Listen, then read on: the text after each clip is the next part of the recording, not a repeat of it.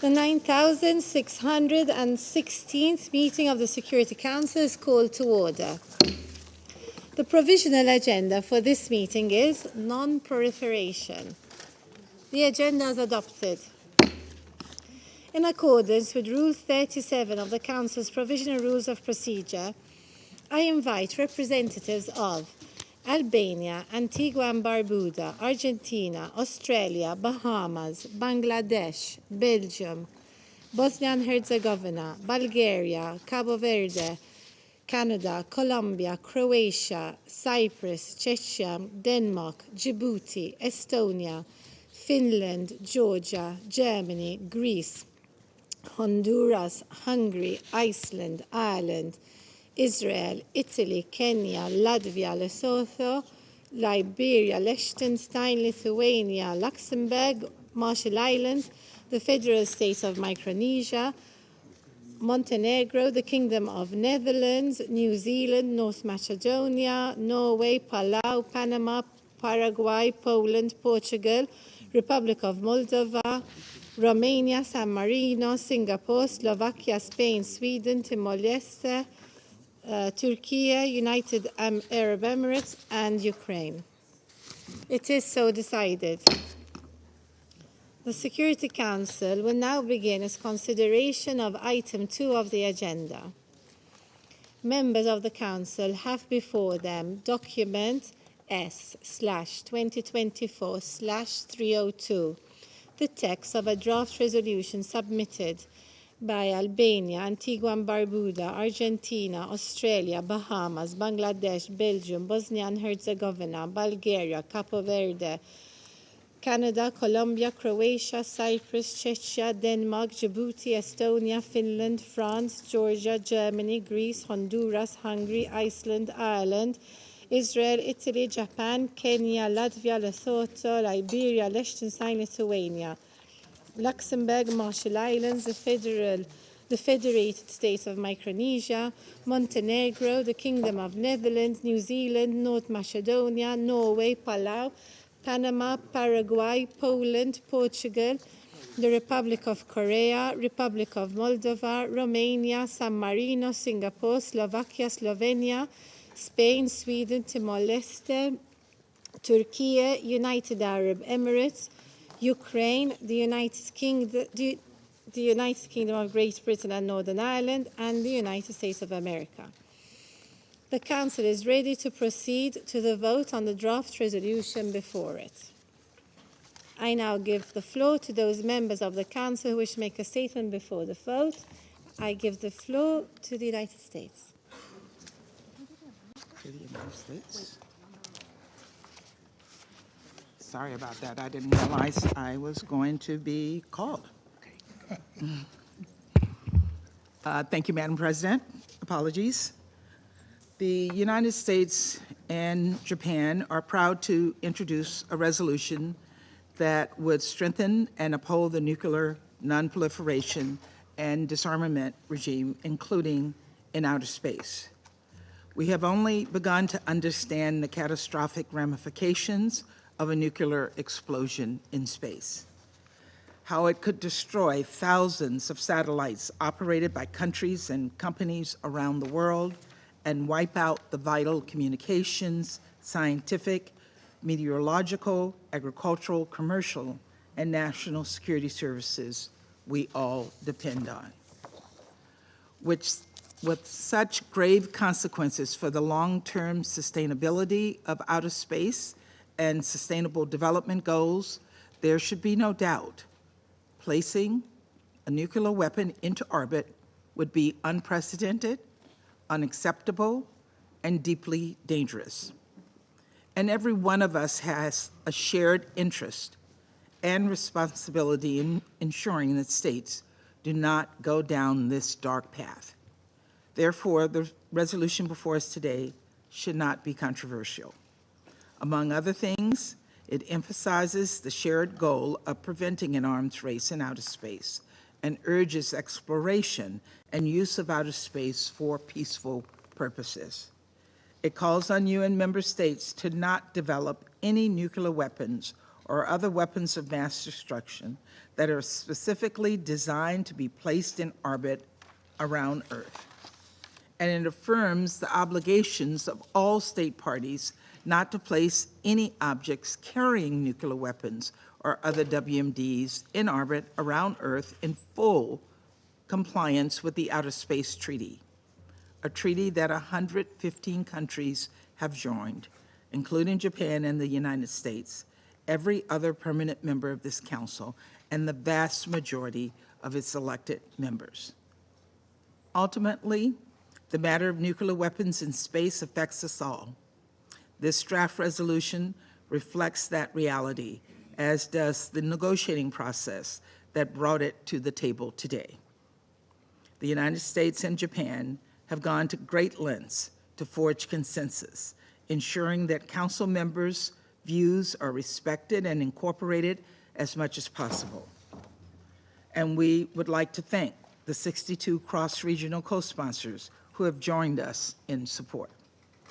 Colleagues, we know that the existing nuclear disarmament and non-proliferation framework is under increasing strain. And as international community, we have the urgent responsibility to take stock of current and emerging threats, and more importantly, commit to addressing them. This resolution allows us to do just that, to help ensure that countries will not deploy nuclear weapons around our Earth, which would pose a grave threat to international peace and security. We must adopt this amendment in unity. Thank you. I thank the representative of the United States and pass the floor to the Russian Federation.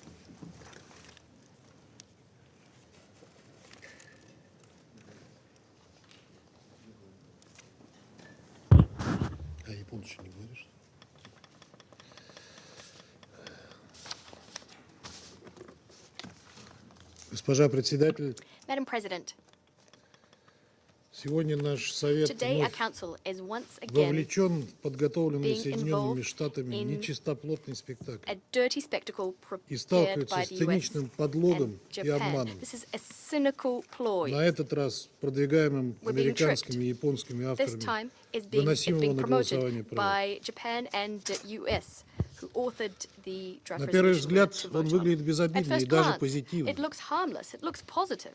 поскольку формально Because посвящен весьма важной для Officially, международного it's сообщества devoted to теме a topic that's of great importance to the неразмещению international оружия community. массового That's the уничтожения в non-placement космосе. of WMDs in outer space. Однако за этой Yet ширмой behind this скрывается fig leaf, лукавый there is a план cunning наших plan that was западных коллег, concocted by не our Western имеющий colleagues. ничего It has общего с этой nothing to благородной do задачей. with the laudable objective I mentioned earlier. Хочу напомнить, I'd что like to remind запрет you на that размещение в the космосе ban on оружия массового placing уничтожения уже WMDs закреплен in в outer договоре space о is already космосе enshrined in the Outer Space Treaty. и действует уже 57 This лет, ban has с been enforced for 1967 57 года. years now, ever since 1967.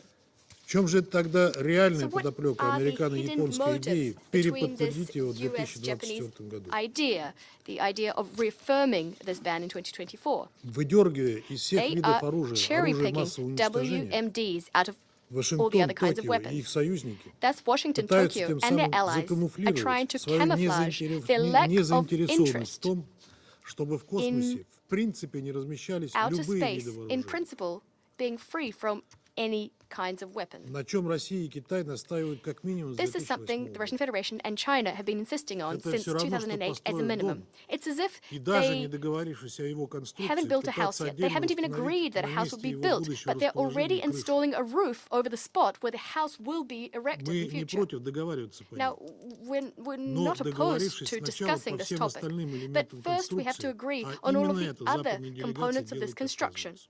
But that's exactly what the Western delegations refuse to do. Пытаться представить нашу страну в They're качестве attempting to незаинтересованного portray в предотвращении гонки Our вооружений country в as космосе being игрока uninterested in и не preventing an arms race выполняющего in outer space соответствующие para us. обязательства по They're международным trying to договорам. portray us as if we're not Это upholding полный our абсурд. commitments under international treaties. This is absurd. Completely Россия, как absurd. автор ряда The Russian основополагающих Federation, инициатив, the author направленных behind на a number of предотвращение foundational гонки в initiatives космическом directed towards пространстве, Paros, неизменно стремилась и unswervingly стремится внести вклад в сохранение космоса sought свободным and continues от to любого seek вида оружия to contribute и to keeping предотвращение outer space free превращения of космического weapons of any пространства kind. в еще одну сферу We also strive to напряженности achieve и the вооруженного prevention of противостояния. outer space turning into yet another Для нас sphere это of приоритетная tension задача and в контексте armed обеспечения confrontation. For международной us, безопасности this is и a priority стратегической objective стабильности. for maintaining international security and strategic stability. Достижение данных целей achievement мы of these считаем objectives, in необходимым our view, условием для свободного и is a равного доступа в prerequisite космос for the всех free без and fair исключения access to outer государств, space of а all также states их without exception, равноправного as well as участия в their equal исследовании и participation in the использовании exploration and космического use пространства в of мирных outer целях space for peaceful для purposes, успешного национального, with a регионального view и to глобального achieving развития. successful national, regional, and global development. Мы всегда готовы поддержать Always любое ready to начинание, support способное any приблизить initiative мировое сообщество к geared towards достижению этой inching the благородной цели. international community closer to the achievement of this Именно lofty поэтому, goal. For this несмотря на reason, абсолютно despite the абсурдный absolutely и absurd and политизированный характер politicized предложенного nature американцами of и the американскими и proposal японскими put коллегами forward by our проекта colleagues резолюции, from the US Российская and Федерация Japan, на that is the протяжении всего DR, the периода Russian Federation, работы над ним, throughout а это в течение the 5 period when недель, we worked on this участвовала DR, в that's обсуждении 5 текста в weeks, целях we выхода на partook in discussions сбалансированный of the продукт, text with a view to achieving a который должным balanced образом покрывал end бы все product, which аспекты would ПГВК. duly cover all aspects of Paros. Нами был предложен We ряд proposed соответствующих a правок. number of Однако amendments, никакие наши and yet озабоченности не none были of our учтены. concerns were taken on board. Мы неустанно призывали We авторов tirelessly called инициативы on отказаться the от authors of ангажированной this линии DR и вернуться в русло to конструктивного eschew взаимодействия this по учету biased мнений trajectory всех членов Совета. and return to constructive Но в их dialogue планы with due учет consideration мнений for the всех opinions of членов all Совета Security Council Безопасности members. и выход на консенсусный We want текст to ensure явно that необходим. all Security Council members' opinions are Документ, taken into consideration, that по we have a которому consensus Совет text, but сегодня должен that's not принять something they решение, wanted. The сохраняет document the Council is ограниченный voting и on политизированный характер, continues to be нацеленный лишь limited на and углубление politicized. It's раскола geared среди towards членов Совета deepening Безопасности ООН. divisions among Council Он members. не имеет It has ничего общего с nothing to do мирно-космической with the проблематикой и issue не of направлен на peaceful uses of outer комплексное space. решение задач It is not geared ПГВК. towards a comprehensive solution to the issue of Paros. Поэтому полагаем For that необходимым reason, внести we believe that it's балансирующую necessary поправку, to которая introduce a позволит balanced Совету послать amendment, which would сильный allow и the Council to send a недвусмысленный сигнал strong, мировому unequivocal сообществу signal to the international о нашем community, твердом a signal намерении about исключить космическое our пространство ironclad из сферы intention гонки вооружений. to ensure that the arms race Причем does любых, not а не occur in только outer ядерных space. или оружия And I'm referring массового to уничтожения.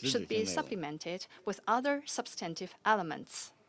基于近年联大 Given 高票 that 通过的 the 外公 GA 决议， resolutions 中 on 俄 outer space 对 in 现有决议 recent 草案提出了修正案， years, 主张写入 we 呼吁 have 会员 made 国采取措施， proposals 防止 to 在外 amend 空放置武 the 器。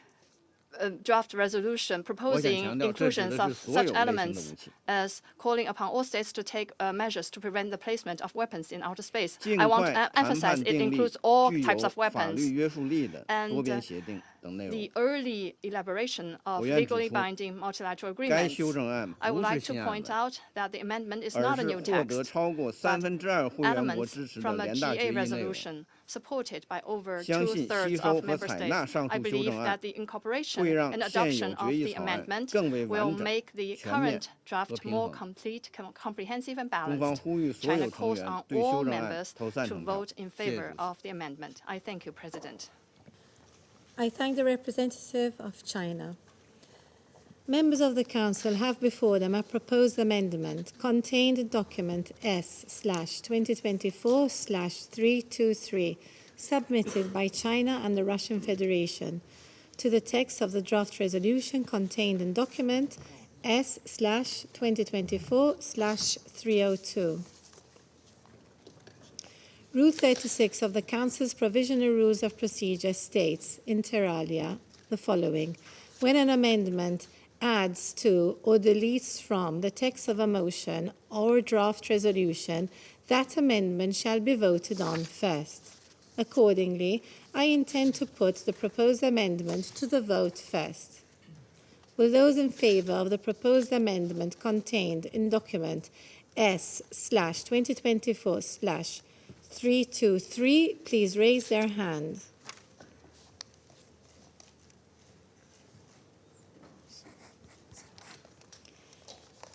Those against?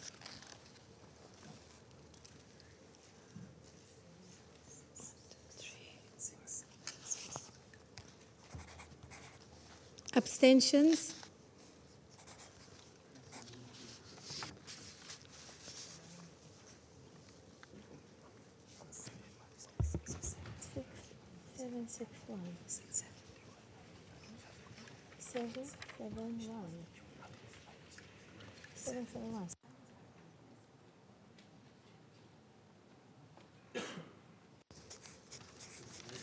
So, thank you. The result of the voting is as follows. 7 votes in favour, 7 votes against, 1 abstention. The proposed amendment has not been adopted, having failed to obtain the required number of votes. I pass the floor to the representative of Japan. Thank you, Madam President. Japan and the United States sought to develop a resolution that could be adopted unanimously. For that reason, we focus on a narrow topic, preventing the placement of weapons of mass destruction in outer space. Over the past weeks, Japan and the United States have made considerable compromises in the name of reaching consensus. And so it was unfortunate that Russia and China put forward an amendment that seeks to divide us. An amendment with language that already 8 Council members did not vote in support of during the last year's first committee. Let me be clear. We are committed to maintaining outer space for peaceful purposes. We have included many paragraphs in our resolution focused on preventing an arms race in outer space and have emphasized the need for further measures to that end. All of you know our position on China's proposal for a treaty in the Conference on Disarmament. It is not verifiable. It would fail to cover threats like Russia's destruction 2021 test of an anti-satellite missile from the ground. And it is inconsistent with the UN Charter, which permits the use of force for self-defense or where authorized by the Security Council. As our Russian and Chinese colleagues have said, the Security Council should not seek to get ahead of ongoing discussions in the General Assembly or Conference on Disarmament, but rather seek to complement and support them. For this reason, Japan, United States voted no on this amendment. Thank you. I thank the representative of Japan. It is my understanding that the Council is ready to proceed to the vote on the draft resolution contained in document S/2024/302. I shall put the draft resolution to a vote now. Will those in favour of the draft resolution contained in document S/2024/302 please raise their hand?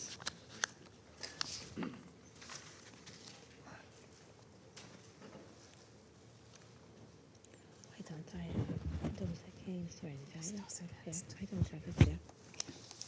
Don't worry. Thank you. Those against? Abstentions?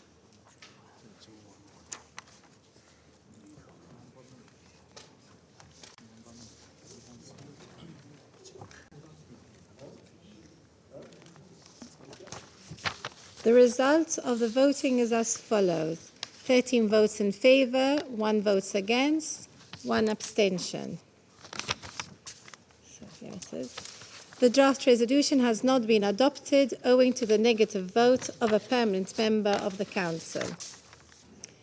I now give the floor to those members who wish to take the floor. I pass the floor to the United States. Thank you, Madam President. I just returned from a trip to Japan where I had the honor of visiting Nagasaki, the last place to ever experience the atomic bomb. It was a reminder of our profound responsibility to prevent the scourge of war and ensure that no place experiences the horror of nuclear weaponry ever again. Unfortunately, today, Russia abandoned that responsibility. Of course, this is not the first time Russia has undermined the global nonproliferation regime. Over the past few years, Russia has irresponsibly invoked dangerous nuclear rhetoric and walked away from several of its arms control obligations. It has remained unwilling to engage in substantive discussions around arms control or risk reduction, and it has defended and even enabled dangerous proliferators. Now Russia has vetoed a straightforward resolution that affirms a legally binding obligation under the Outer Space Treaty that we should not be putting WMD into orbit. And with this abstention from this vote, despite our multiple attempts to forge consensus, China has shown that it would rather defend Russia as its junior partner than safeguard the global nonproliferation regime. Colleagues, President Putin himself has said publicly that Russia has no intention of deploying nuclear weapons in space. And so today's veto begs the question, why? Why, if you are following the rules, would you not support a resolution that reaffirms them? What could you possibly be hiding? It's baffling and it's a shame. This is not the outcome the United States wanted. And given the vote count, it is not the outcome the rest of this council wanted either. But let me be clear, in no way does this vote undermine the obligations Russia or any other state party continues to have under the Outer Space Treaty. And in no way does it mark the end of our shared effort to promote safe, secure, stable, and sustainable exploration and use of outer space. For our part, the United States will continue to model transparency, accountability, and cooperation. We will continue to comply with existing arms control obligations and engage constructively in new ones. And we will continue to show up to this table and to the negotiating table in good faith and pursue bilateral arms control discussions with Russia right now without preconditions. Today's vote marks a real missed opportunity to rebuild much-needed trust in existing arms control obligations. We may be disappointed, but we remain undeterred. Thank you, Madam President. I thank the representative of the United States and pass the floor to Japan. Thank you, Madam President. Japan is disappointed by the failure of the Council to adopt draft resolution S/2024/302. We deeply regret the decision of the Russian Federation to use veto to block the adoption of this historic draft resolution on weapons of mass destruction in outer space. 65 countries co-sponsored today's draft resolution. I repeat, 65. Regrettably, one permanent member decided to silence the critical message we wanted to send to the present and future people of the world. Outer space must remain a domain of peace, free of weapons of mass destruction, including the nuclear weapons. For us and for 65 countries altogether, it is hard to understand why the Council cannot be united on such a simple but significant commitment. Japan, with our co-pen holder, the United States, worked tirelessly to deliver a consensus among the Council members in a constructive and flexible manner.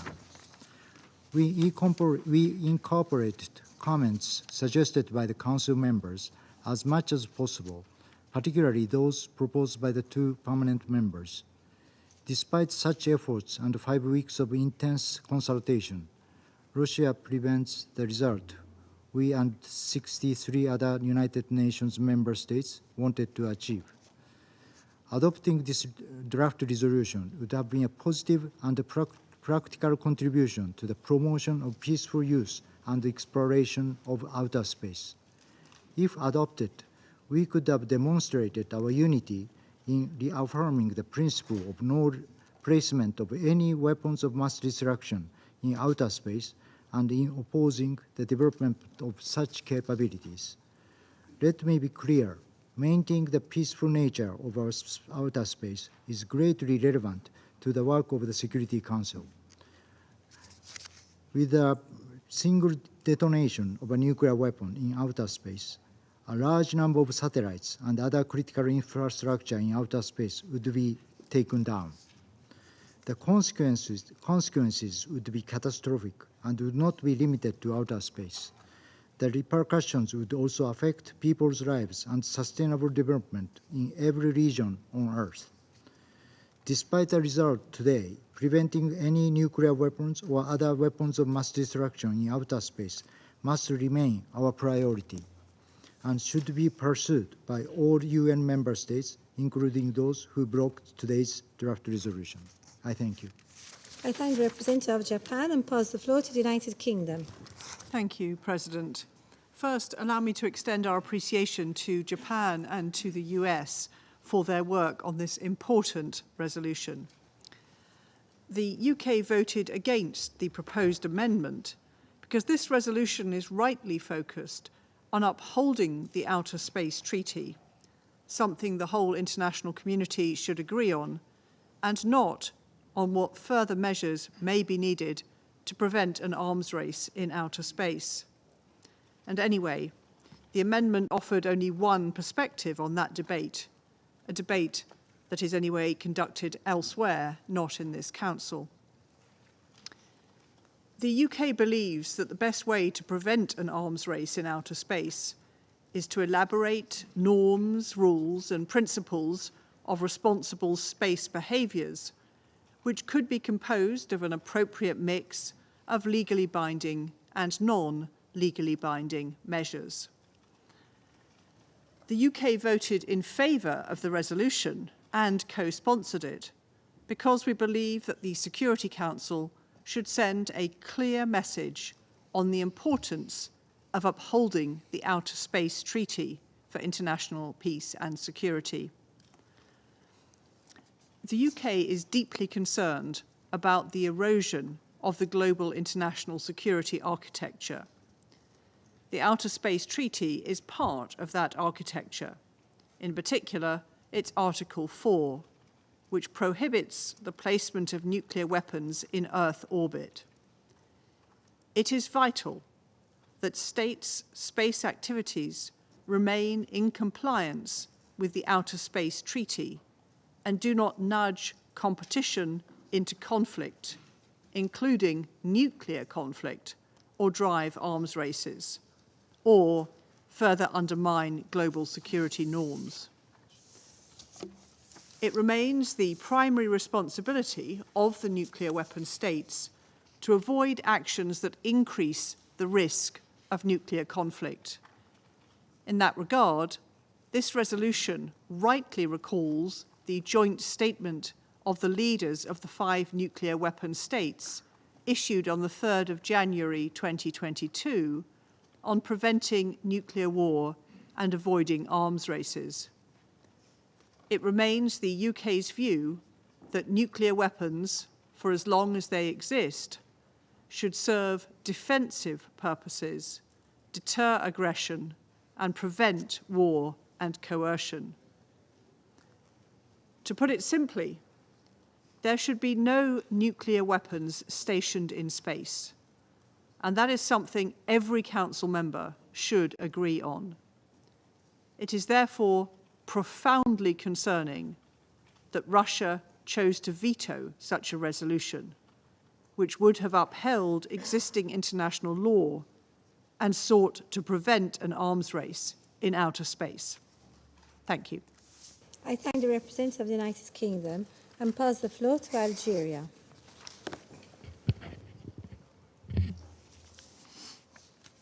Thank you, Madam President.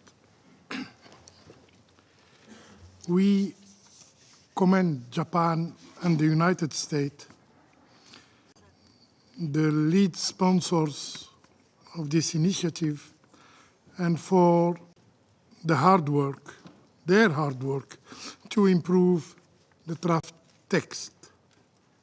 However, our ultimate concern is whether this initiative will truly and definitely contribute to the shared goal of the Global South of preventing an arms race and weaponization of outer space. Yet, the draft text rightly references key documents like the Space 2030 Agenda and the NPT. We appreciate its emphasis on international law and the role of the Conference on Disarmament in negotiating multilateral agreements. Algeria believes this effort should complement existing initiatives and pave the way for a legally binding treaty on preventing a comprehensive arms race in outer space. While existing forums play a role in promoting the peaceful, we believe that the Russian amendment strengthened the text by advocating for a broader approach that goes beyond just weapons of mass destruction. The threat of an arms race in space and its dire consequences for global peace and security cannot be ignored. That's why Algeria voted in favor of both the amendment and the resolution as a whole. All nations must take responsibility and avoid actions that jeopardize our shared goal of keeping space weapon-free. transparency, trust building, and cooperation are crucial, especially involving countries with major space capability. Outer space, belonging to all humankind, should be explored and used collaboratively for the benefit of all, regardless of development level. While existing forums play a role in promoting the peaceful use of space, they cannot replace a robust international legal framework. A legally binding treaty on preventing an arms race in outer space is essential.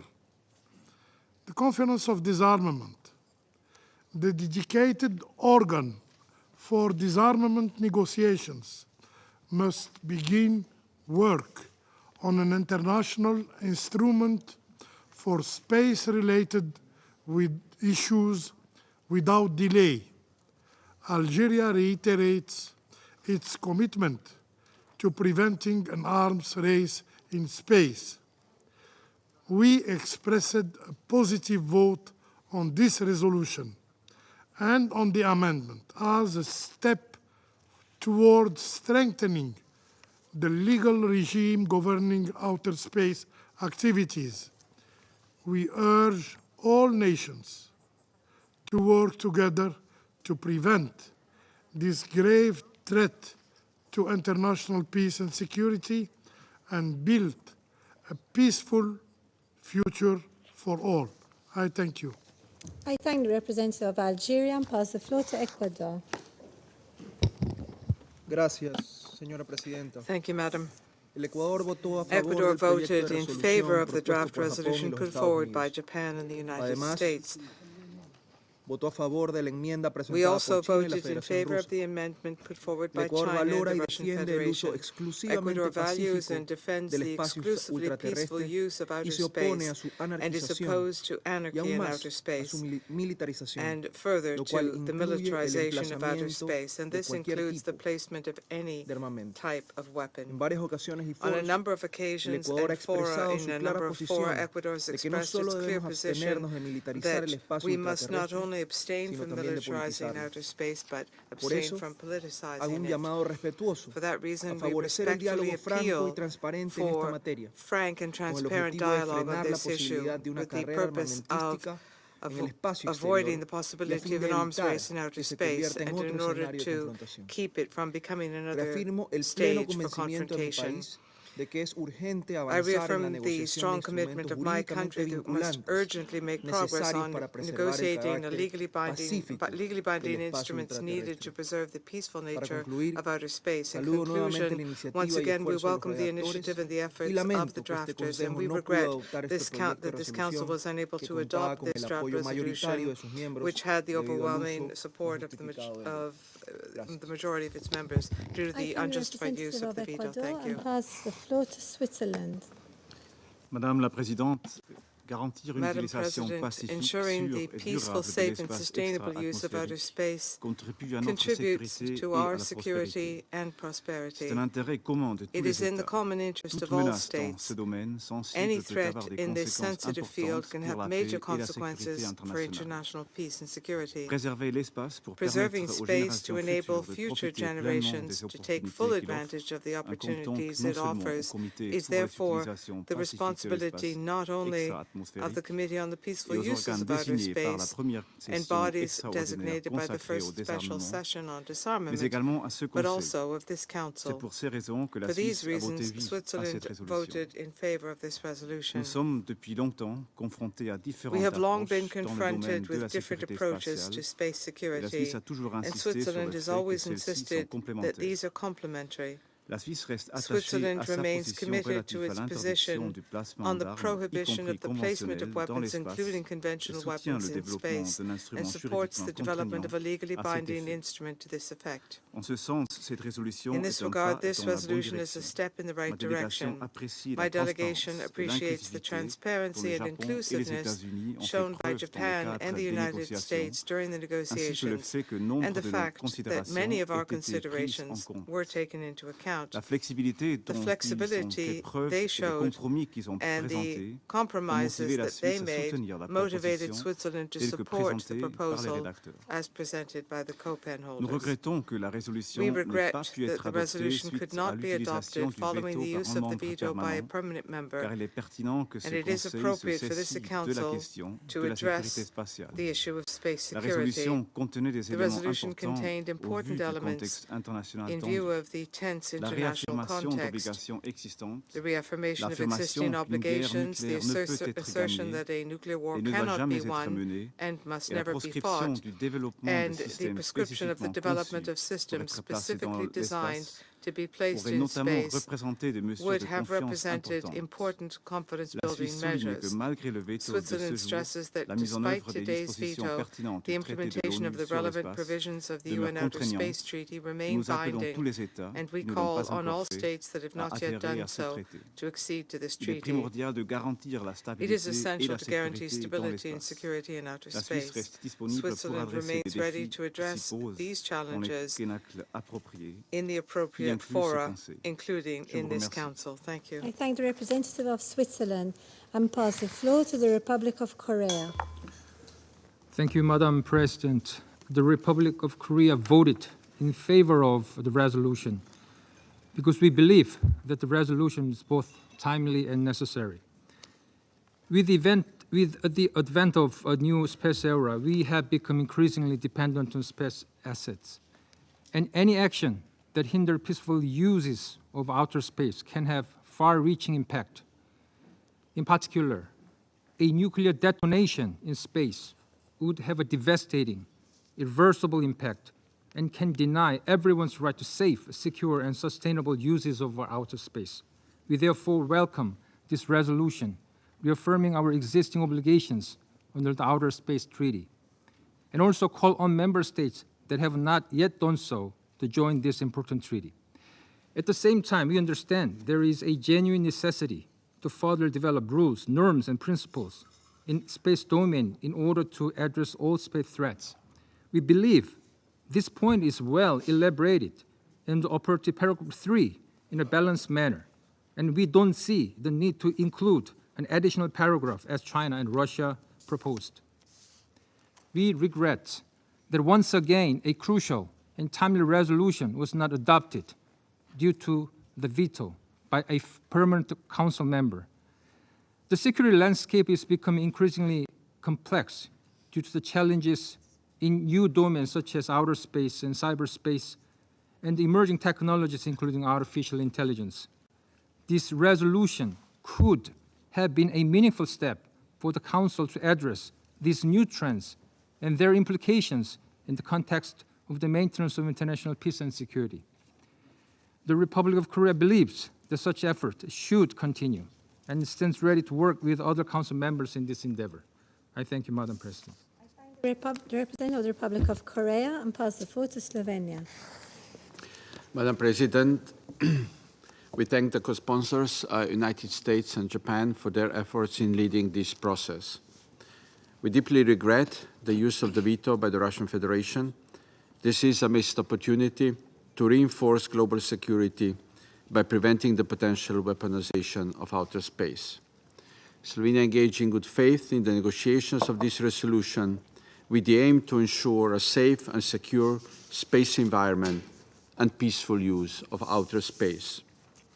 We voted in favor of the resolution because it emphasizes the key role of the United Nations and underscores the importance of international space law, namely the 1967 Outer Space Treaty, as the cornerstone of international legal regime governing outer space activities in the common interest of the humankind.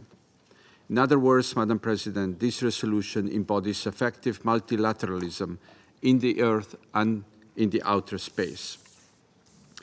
The peaceful use and exploration of outer space extend beyond scientific endeavors. They stand for a pinnacle of aspirations and humanity's imagination.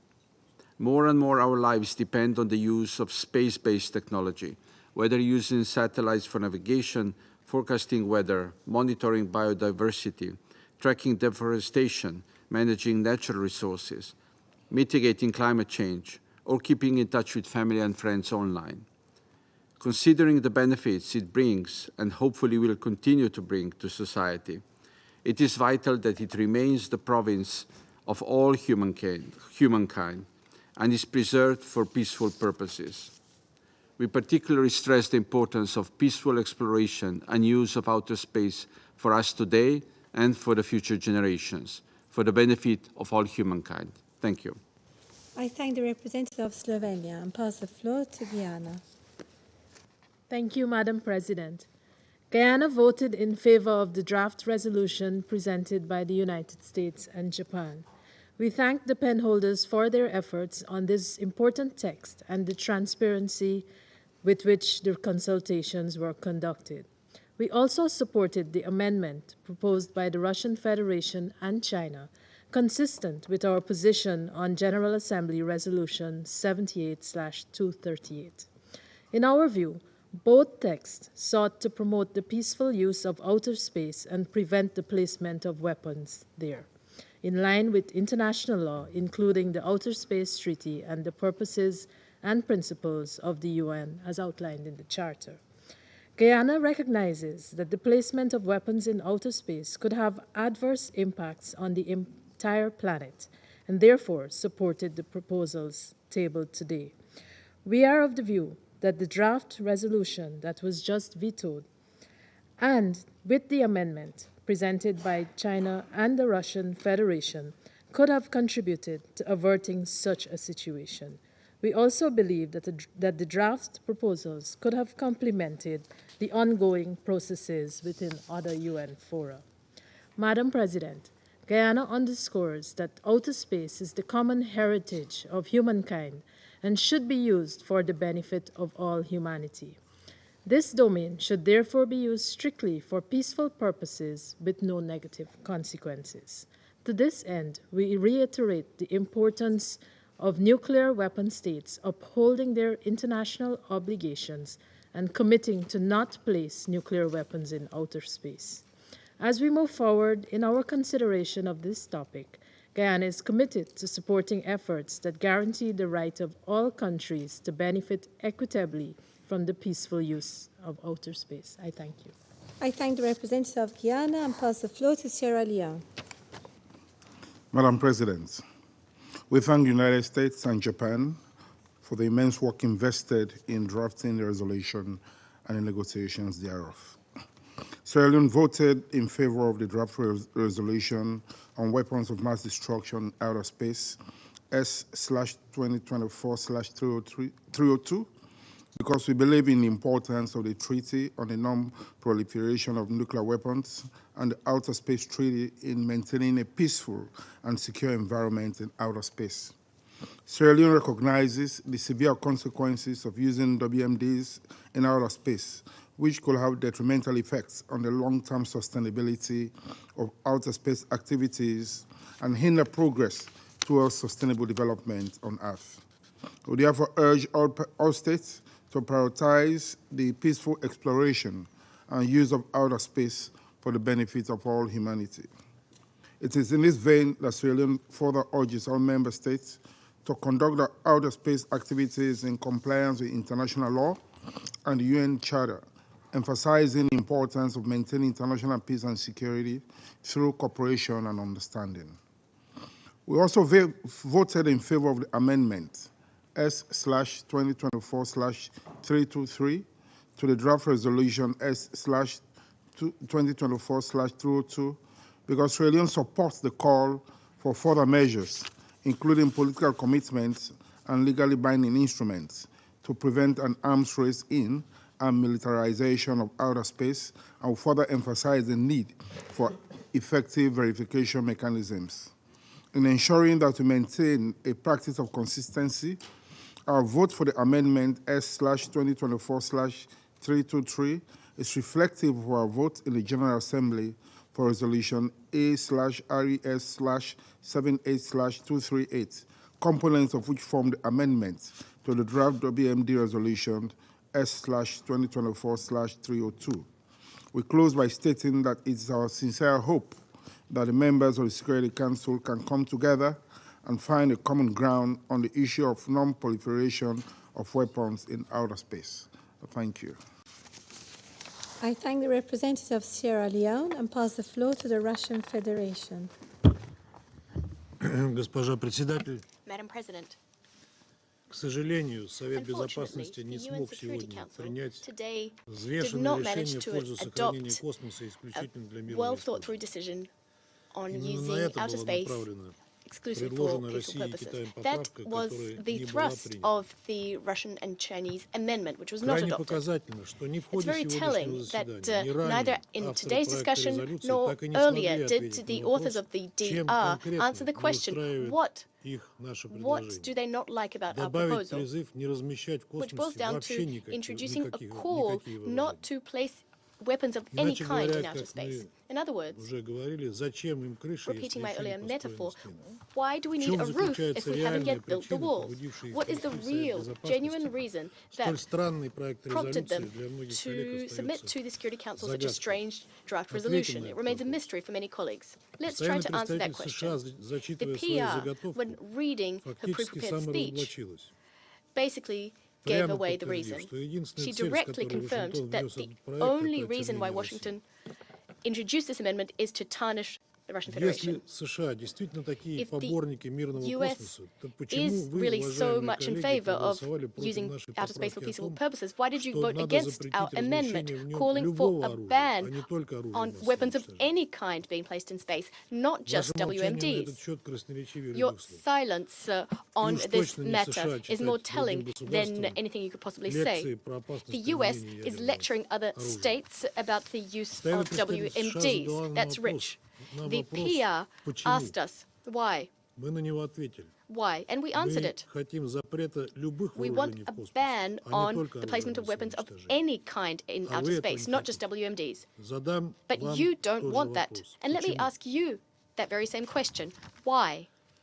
Моя американская коллега, My кстати, US поведала о colleague, своей поездке в by Японию the и way, посещении Нагасаки, told us about her trip to Japan, including Nagasaki, and about the terrible consequences Могу of я nuclear поинтересоваться, bombings. Could I не просветит be ли so она bold as to нас, ask, а кто эту could you ядерную enlighten us? бомбардировку осуществил? Who did that? Единственный Who раз в conducted истории that nuclear человечества. bombing? The only time this Или, was done in the может, об history of этом humanity. скажет наш японский Or perhaps коллега, our Japanese страны, colleague которая can ни tell us разу на all моей about it. памяти A не country назвала which, as страну, far as I которая recall, has ее бомбила, never actually как будто named the ядерные country бомбы, which bombed it, сброшенные на as if Хиросиму those и nuclear Нагасаки, bombs which were действительно dropped on прилетели из Hiroshima космоса and и Nagasaki взялись ниоткуда. actually landed on Japan from outer space, out of nowhere. Американский поспред сама только что сказала, что US президент PR Путин just said that неоднократно President Putin подтверждал has said on numerous отсутствие в occasions России планов that the Russian Federation размещать does not have any ядерное оружие в plans to космосе. place Сказала WMDs in она, outer что space. She also said непринятие этой резолюции не that not сказывается на уже adopting this имеющихся resolution has no обязательствах России impact не on Russia's размещать ядерное existing оружие obligation в not to космосе по place договору о WMDs космосе in outer space 1967 as года. per the 1967 Outer А Space может ли посол Treaty. Томас Гринфилд But тогда объяснить, could зачем вообще Ms. США и Greenfield, Япония